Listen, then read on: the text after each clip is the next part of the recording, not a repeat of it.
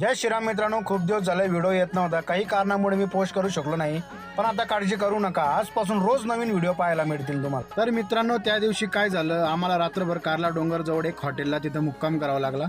रात्रभर आराम करून व सकाळी लवकर उठून आंघोळ करून जायला निघालो. सकाळी उठलो तर काय, बाहेर मस्त पाऊस सुरू झाला होता. पाऊस सुरू असतानाच आम्ही आईच्या दरबारी जायला निघालो, पण खरी कसरत पुढे होती.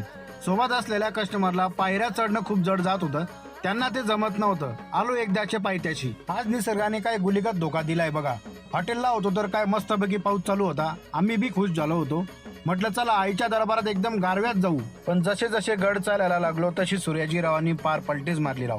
पाऊस गेला कोणीकडं आणि एकदम कड्याकाचं ऊन पडलं राव. पार अंगाची लायलाय व्हायला लागली. शेवटी एकदाचे पोचलो आईच्या आवारात. ऊन, पाऊस, ते कड्याकाचं ऊन आणि ती डोंगराची चढण सगळं पार विसरून गेलो बघा इथे आल्यावर. हे बघा समोर आपली आई विक्युरा, काय ते मंदिर आणि काय तो थाट बघूनच डोळ्याचं पारणं फिटलं. मग चला मग आता घेतो आईचं कडक दर्शन. तुम्ही बी घर बसल्या दर्शन घ्या आणि कमेंट मध्ये एकदा जोरात